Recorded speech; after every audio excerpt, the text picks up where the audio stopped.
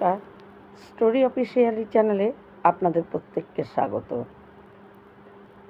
আসলে ভগবানের সঙ্গে যুক্তে গেলে সবার প্রথমে দরকার বিশ্বাস। তাকে বিশ্বাস রাখা দরকার।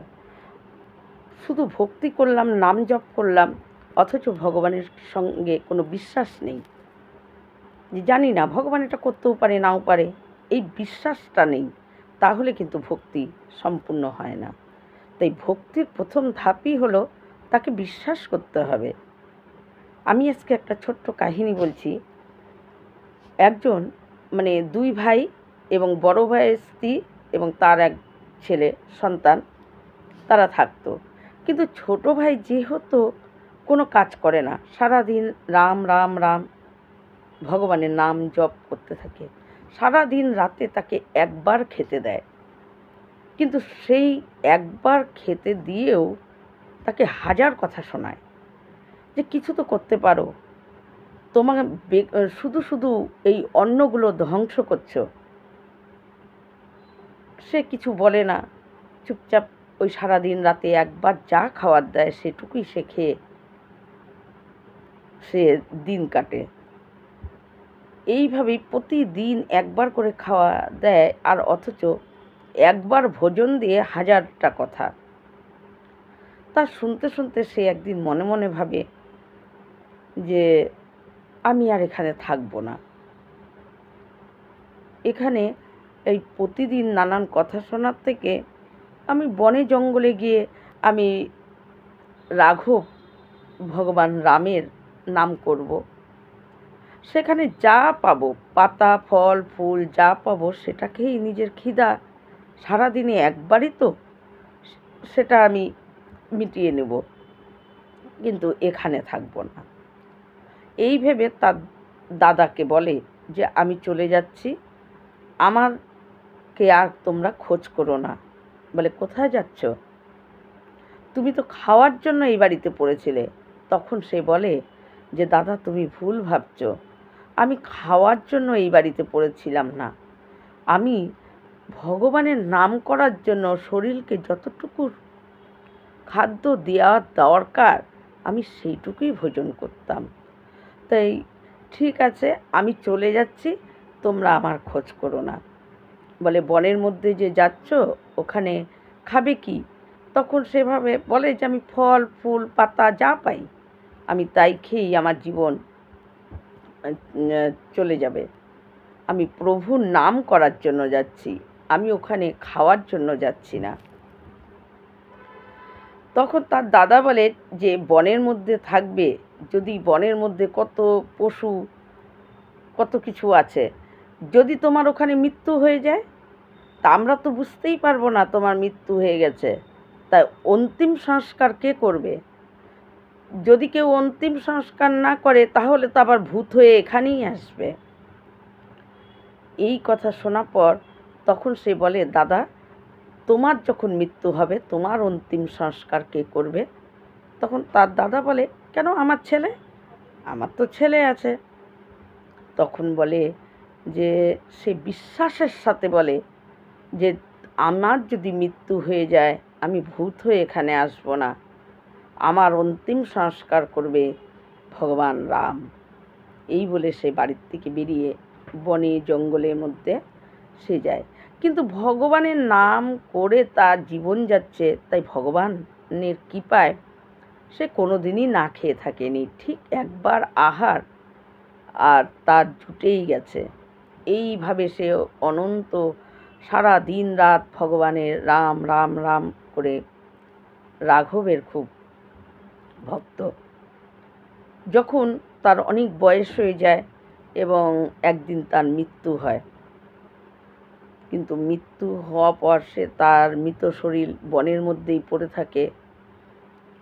এদিকে অযোধ্যার রাজা তখন ভগবান রাম সিংহাসনে, রাজ সিংহাসনে বসে তার চোখ ছলছল করছে এবং মুখ খুব মলিন হয়ে আছে।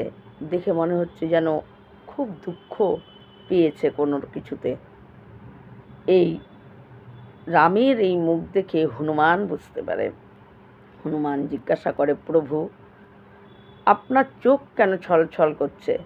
আপনাকে দেখে মনে হচ্ছে আপনি খুব দুঃখী। তাই আমি থাকতে আপনার কিসে এত কষ্ট হচ্ছে? আপনি আমাকে দয়া করে বলুন। ভগবান রাম তখন হনুমানকে বলে যে, হনুমান, একজন আমাকে ডাকার জন্য, আমার নাম করার জন্য বাড়ি ঘর সব কিছু ছেড়ে বনের মধ্যে কষ্ট করে সারাটা জীবন কাটিয়েছে, কিন্তু বাড়ির থেকে যখন বেরোয় তখন তার দাদাকে সে বিশ্বাসের সঙ্গে বলেছিল যে আমার মৃত্যুর পর আমার অন্তিম সংস্কার করবে রাম। তাই আমার খুব ইচ্ছা যে তার এই বিশ্বাসটাকে রক্ষা করার জন্য আমি তার অন্তিম সংস্কার করতে যাব। হনুমান তখন বলে, প্রভু, আপনি রাজ সিংহাসনে বসে আছেন, আপনি আমাকে আদেশ করুন, আমি গিয়ে সেই ভক্তের অন্তিম সংস্কার আমার খুব করার ইচ্ছা হচ্ছে। এই হনুমান যখন এম করে বলে যে তার ইচ্ছা হচ্ছে অন্তিম সংস্কার করার যে প্রভু রামের ভক্তের, তখন রাম হনুমানকে আজ্ঞা করে, তাহলে যাও, তুমি গিয়ে তার অন্তিম সংস্কার করো। হনুমান তার সেনা নিয়ে চলে যায়। সমস্ত নদীর জল, গঙ্গা, যমুনা, সরস্বতী, কাবেরী, সমস্ত নদীর জল তারা তাড়াতাড়ি করে একসঙ্গে নিয়ে আসে। সেই মৃত শরীরকে বনের মধ্যে পায়, তাকে সমস্ত নদীর জল, পবিত্র জল দিয়ে স্নান করিয়ে তার কপালে তিলক কেটে, চন্দন কাটে, তার শরীর দাহ করে। এবং ওই দাহ করার সময় যে তার শরীরের দাহ করার সময় যে ধোঁয়া উঠছিল, সেই ধোঁয়া দিয়ে আশেপাশে যত পেট জনির আত্মা ছিল তারা সবাই মুক্ত হয়ে হয়ে চলে যাচ্ছে, মুক্ত হয়ে যাচ্ছে ভগবত ধামে। তাই এই কাহিনী থেকে এটাই হয় যে বিশ্বাস, ভক্তি শুধু করলে হলো না, আগে সবার ভক্তির প্রথম সিঁড়ি হলো ভগবানের প্রতি বিশ্বাস কতটা। যদি ভগবানের প্রতি বিশ্বাস থাকে এবং সেই বিশ্বাসের দ্বারাই যদি তোমার মুখ থেকে কোনো কথা বেরিয়ে যায়, ভগবান সেটা পালন করবেই। এই বিশ্বাসটা আমাদের রাখা খুব দরকার। আজকে আমি আর একটা ছোট কাহিনী বলছি যে শ্রীমদ্ ভাগবত রচনা ব্যাসদেব যে করেছিল, সেটা কি করে, কার প্রেরণাতে। ব্যাসদেব তিনি 18 প্রকার পুরাণ লিখেছে, তারপরেও মহাভারত লিখেছে। মহাভারতের মতন কাহিনী তিনি লিপিবদ্ধ করেছে। এদিকে 17 প্রকার উপপুরাণ লিখেছে, কিন্তু এত পুরাণ উপপুরাণ লিখেও ব্যাসদেব তার মনে অশান্তি, কিছুতেই সে শান্তি পাচ্ছে না। তাই ব্যাসদেব একদিন সরস্বতী নদীর তীরে ব্যাসদেব অশান্ত মনে সে বসে আছে যে কি করলে আমি মনে শান্তি পাবো। এত এত পুরাণ তিনি লিখেছে, 17 প্রকার উপপুরাণ আর 18 রকম মহাপুরাণ লিখা পরও ব্যাসদেব মনে অশান্তি, কিছুতেই সে শান্তি পাচ্ছে না। কি করলে শান্তি পাবো? হয়তো এই লেখাগুলো আমার ঠিক হয়নি, এই লেখাগুলোর মধ্যে হয়তো ভুল আছে। তার মনে নানা রকম চিন্তায় তার মন অশান্ত হয়ে আছে। কিন্তু ওই সরস্বতী নদীর তীরে ব্যাসদেব যখন মন অশান্ত হয়ে বসে আছে, তখন সেই সময় সেখানে মহামুনি এসে উপস্থিত। মহামুনি ব্যাসদেবকে দেখে বলে যে তোমারকে দেখে মনে হচ্ছে তোমার মন খুব অশান্ত, কি কারণ? তখন ব্যাসদেব বলে মহামুনিকে যে হে মুনি, আমি 17 প্রকার উপপুরাণ লিখেছি, 18 প্রকার মহাপুরাণ লিখেছি, মহাভারতের মতন গ্রন্থ আমি রচনা করেছি, কিন্তু কিছুতেই আমি শান্তি পাচ্ছি না। কেন কেন আমার মন অশান্ত হয়ে আছে? আমি কিছুতেই শান্তি পাচ্ছি না। আমার কি এই পুরাণগুলো লেখার মধ্যে কোনো ভুল ত্রুটি হয়েছে? কেন আমি শান্ত হতে পারছি না? তখন মহামুনি বলে যে ব্যাসদেবকে যে তুমি 17 প্রকার উপপুরাণ 18 প্রকার মহাপুরাণ লিখেছ ঠিকই, মহাভারতের মতোই ইতিহাস তুমি লিখেছ ঠিকই, কিন্তু তোমার প্রত্যেকটা গ্রন্থ প্রত্যেকটা মহাপুরাণ উপপুরাণের মধ্যে তুমি শুধু ভগবানের প্রভাব বিস্তার করেছ। যে ভগবানের কতটা প্রভাব, ভগবানের কতটা শক্তি, ভগবান কতটা কি করতে পারে, কত শক্তি, তাই প্রভাব লিখেছ, কিন্তু তুমি কোনো গ্রন্থে ভগবানের স্বভাব লেখনি। কিন্তু ওই প্রভাবের সাথে সাথে ভগবানের তো একটা স্বভাবও আছে, তাই ভগবানের স্বভাব কেমন, ভগবানকে ভক্ত বৎসল্য বলা হয় কেন, কেন তাকে দয়ার সাগর বলা হয়, কেন তাকে করুণা সাগর বলা হয়, তুমি সেগুলো তো কোনো তার স্বভাব বিস্তার করনি, তাই তোমার মন অশান্ত। তখন ব্যাসদেব বলে মহামুনিকে, তাহলে আমি এখন কি করব? মহামুনি বলে তুমি আর একটা গ্রন্থ লেখো। তখনও কিন্তু শ্রীমদ্ভাগবত লেখা হয়নি।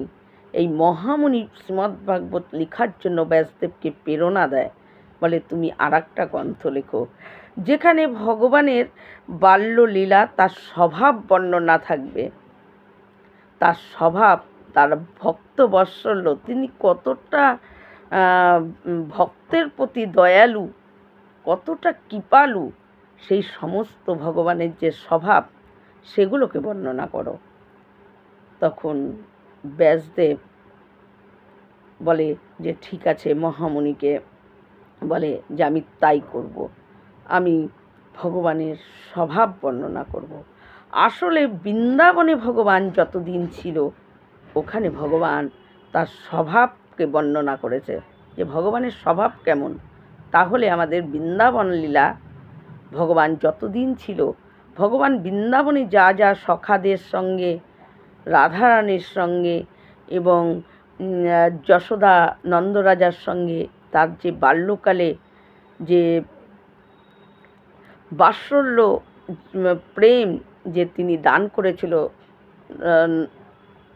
যশোদা মা আর নন্দরাজাকে, সেই স্বভাব ভগবানের, সে মাখন চুরি করত সখাদের সঙ্গে, সে যে তার মধ্যে কোনো প্রভাব বিস্তার ছিল না। ভগবান যতদিন বৃন্দাবনে ছিল ততদিন ভগবান তার স্বভাবকে দেখিয়েছে যে আমার স্বভাব এরকম, যদি কেউ আমার কাছে আসে আমার স্বভাব দেখো কেমন, আমি তার জন্য সব কিছু করতে পারি। এই গোটা বৃন্দাবনবাসীকে রক্ষা করার জন্য তিনি বাঁ হাতের কেনা আঙ্গুলে তিনি গিরিরাজ পর্বত ধারণ করেছিলেন, শুধু বৃন্দাবনবাসীকে রক্ষা করার জন্য। তিনি দাবা অগ্নি পান করেছিলেন শুধু তার সখা আর গরুদেরকে বাঁচানোর জন্য। দাবানলের যে অগ্নি, সেই অগ্নি সখাদেরকে বলেছিল যে তোমরা চোখ বন্ধ করো, আমি, সবাই আগুনের মাঝখানে চলে গেছিল গরু সখারা, কিন্তু ভগবান সেই দাবা অগ্নি নিজে পান করে এই বৃন্দাবনবাসী ব্রজবাসীকে, তার সখাদেরকে তিনি রক্ষা করেছেন। তার স্বভাব এরকম, ভক্তকে রক্ষা করাই হলো ভগবানের স্বভাব। তিনি করুণাময়। সুদামা তার মিত্র ছিল, সেই সুদামাকে তিনি কৃপা করেছিলেন। তাই এই রকম ভগবানের যে স্বভাব, ভগবান ভক্তের জন্য যদি ভগবানকে কেউ একবার ডাকে, ভগবান তার জন্য তার যে স্বভাব, করুণাময় স্বভাব, দয়ার পতিত পাবন, যত পতিতই হোক না কেন, যত পাপিষ্টই হোক না কেন, যদি সে ভগবানের শরণে আসে ভগবান তাকে তার বক্ষে জড়িয়ে ধরে, তার স্বভাব এরকম। তাই মহামুনি বলে ব্যাসদেবকে তুমি ভগবানের স্বভাব লিখোনি কোনোখানে, তুমি স্বভাব লেখো। যতক্ষণ ভগবানের স্বভাবকে তুমি বর্ণনা না করবে ততক্ষণ তোমার মন অশান্তই থাকবে, কারণ তুমি তার শুধু প্রভাব বিস্তার করেছ। এই আগত কলিযুগের যে জীব, আগত কলিযুগের মানুষেরা যখন ভগবানের খালি প্রভাব তারা পড়বে বা পড়ে জানতে পারবে, তখন তারা ভগবানকে নিজের ভাবতে পারবে না, ভাববে সে তো অনেক। আমরা যেরকম কোনো একটা মানুষকে যখন কোনো মন্ত্রী বা প্রধানমন্ত্রী বা মুখ্যমন্ত্রী তারা আসে, আমরা সবাই জানি যে তখন তাদের জন্য সমস্ত কিছু প্রস্তুত হয়ে থাকে, গাড়ি সমস্ত দাঁড়িয়ে থাকবে, তাদের সেই সুরক্ষিতভাবে চারিদিকে সেইভাবে নিতে হয়। তাই আমরা জানি তাদের প্রভাবটা কতটা। তাই ভগবানের যদি শুধু প্রভাবই বর্ণনা করি, এই কলিযুগের মানুষ তারা ভগবানকে তারা নিজের ভাবতে পারবে না, বলবে এ তো অনেক উঁচু, অনেক বড় রকম মানুষ। তাই আমাদের মতন মানুষ, এই যাদের নাকি মানে সেরকম কোনো পদ, সেরকম কোনো অর্থ প্রতি সম্পত্তি নেই, সেরকম বড় না, দিন দরিদ্র, এরা তো ভগবানকে ডাকতেই ভয় পাবে। কারণ বলবে যে আমরা কোথায় এত একটা নিম্ন ঘরের আমরা থাকি, আর ভগবান তার প্রভাব এত, সেরকম মানুষ কি, সেরকম ভগবান কি আমাদেরকে দয়া করবে? তাই কলিযুগের মানুষ ভগবানকে তো তারা নিজের করে ভাবতেই পারবে না। মহামুনি যখন ব্যাসদেবকে এই কথা বলে, তখন ব্যাসদেব লিখতে শুরু করে শ্রীমদ্ ভাগবত মহাপুরাণ, যে পুরাণ ভগবানের স্বভাব বর্ণনা করা আছে।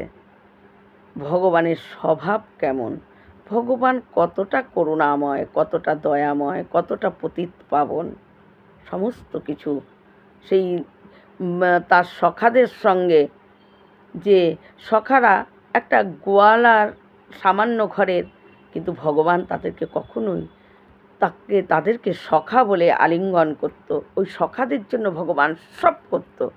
দাবানল অগ্নিপান করেছিল ওই সখাদের, বৃন্দাবনবাসীকে রক্ষা করার জন্য গিরিরাজ পর্বতকে তিনি ধারণ করেছিল। তাই ভগবান তাদেরকে কখনো নিজের মতনই ভাবত। নিজে যে একজন নন্দ রাজার ঘরের ছেলে, তিনি কখনো সেটা ভাবত না, কারণ তার স্বভাব এরকম। তাই বৃন্দাবনে ভগবান তার স্বভাবকে দেখিয়েছে। তখন ব্যাসদেব বলে যে আমি ভগবানের স্বভাব লিখব এবং তার বাল্য লীলা আমি লিখব। কিন্তু মহামুনি তখন বলে যে আমি কোথার থেকে, ব্যাসদেব মহামুনিকে বলে আমি কোথার থেকে শুরু করব। তখন মহামুনি বলে যে তুমি এখান থেকেই শুরু করো, যেটা হলো আমি আমার আগের জন্মের কথা বলছি, তুমি সেটাকেও থেকেই শুরু করো। ব্যাসদেব বলে তাহলে ঠিক আছে, আপনি আগের জন্মের কথা বলুন। তখন মহামুনি বলে যে আমি আগের জন্মে একটা দাসী পুত্র ছিলাম। আমি আর আমার মা থাকতো, আমার মা মানুষের অন্যের বাড়িতে কাজ করত। একবার ওই সন্তরা কি করে, ওই 4 মাস করে অনেকজন বৈষ্ণব, তারা চতুর্মাসী যাকে বলা হয়, ওই চতুর্মাসীতে সন্তরা মানে সন্ত বৈষ্ণবেরা তারা বিভিন্ন জায়গায় গিয়ে তারা কয় মাস করে থাকে। তারপরে আবার তারা যে যার জায়গায়, বা বৈষ্ণব কখনো স্থির হয়ে থাকে না, তারা এক জায়গা থেকে আরেক জায়গা, আরেক জায়গা থেকে আরেক জায়গা তারা করতেই থাকে। তাই ওই চতুর্মাস যখন চলে, সেই সময় বৈষ্ণব মণ্ডলী তারা এক একটা জায়গায় গিয়ে কিছুদিন করে থাকে। এটাই হলো নিয়ম। তাই যখন মহামুনি ছোট এবং তার মা অন্যের বাড়িতে কাজ করত, সেই সময় সেই জায়গায় ওই কতজন বৈষ্ণব সেখানে চতুর্মাসের জন্য সেখানে এসেছিল। সেখানে যখন ছিল তখন তার মা কাজ করতে চলে যেত, আর ওই ছোট্ট মহামুনি সে কী করত, তার আগের জন্মের কথা বলছি, কিন্তু তার মহামুনি তখন ছিল না, আগের জন্মে ওই ছোট্ট বালক সে কী করত, ওই বৈষ্ণবদের, সন্ত বৈষ্ণবদের কাছে, সাধুদের কাছে চলে যেত। তাদের কাছ থেকে, তাদের মুখ থেকে ভগবানের নাম শুনত, আর তাদের খাওয়া এঁঠো থালার যে যা প্রসাদ থাকতো সেগুলোই সে খেয়ে সমস্ত পাতাগুলো বাইরে ফেলত। এবং ওই সাধু সন্তদের সেবা করতো এইভাবে। কেউ জল চাইতো, জল এনে দিত, এবং তারা খেয়ে উঠলে তাদের পাতায় যা থাকতো সেগুলো সব একটা পাতায় ঢেলে সেই পাতা যা প্রসাদ থাকতো সেটা খেত, আর ওই সমস্ত এঁঠো পাতা বাইরে নিয়ে গিয়ে ফেলতো। এগুলো ছিল ওই ছোট্ট বালক, যে মহামণির আগের জন্মে যে বালক ছিল সেই কাজ। এই রকম করে আর ওই সন্তের মুখ, সাধু সন্ত বৈষ্ণবের মুখ থেকে ভগবানের কথা শুনতো। যখন 4 মাস হয়ে যায়, মাস শেষ হয়ে যায়, ওই বৈষ্ণব মণ্ডলী তারা তখন সেখান থেকে চলে যায়। চলে যাওয়ার সময় মহামণি তাদের সাথে যেতে চায়, কিন্তু মহামণি যখন ওই যেতে চায়, ওই বালক যখন ওই সাধুদের সঙ্গে যেতে চায়, তখন সাধুরা তাকে বলে যে তুমি শুধু তোমার মার একজনই, তোমার মার আর কেউ নেই। তুমি যদি আমাদের সঙ্গে চলে যাও, তোমার মা একা একা কী করে থাকবে? তাই আমরা তোমাকে এখন নিয়ে যাব না, আমরা এখন নিয়ে যাব না, তবে কথা দিচ্ছি তোমার মা যখন থাকবে না, তখন তুমি তোমার যেখানে ইচ্ছা সেখানে গিয়ে ভগবানের নাম করো। এখন তুমি বাড়িতেই ভগবানের নাম স্মরণ রেখো। এই বলে বৈষ্ণব মণ্ডলীরা চলে যায়।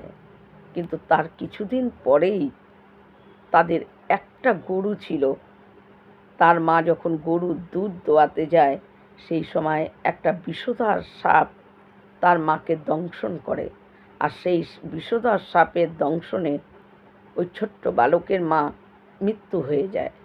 কিন্তু যখন তার মার মৃত্যু হয়ে যায়, মহামণি ওই ছোট্ট বালক সে বিচলিত হয়নি, ভাবে যে এবার আমি ভগবানের নাম করার জন্য যেতে পারবো, কারণ আমার পেছনে আর কেউ নেই। এতদিন আমি মার জন্য যেতে পারিনি। তাই ওখানেই মার অন্তিম সংস্কার করে ওই মহামণি আগের জন্মে সে ভগবানের স্মরণে বাড়ির থেকে বেরিয়ে যায়। ব্যাসদেবকে বলে যে তারপরে আমি ভগবানের তপস্যা করতে থাকি, এবং পরে আমি জানতে পারি যে এর পরের জন্মে আমি মহামণি হব।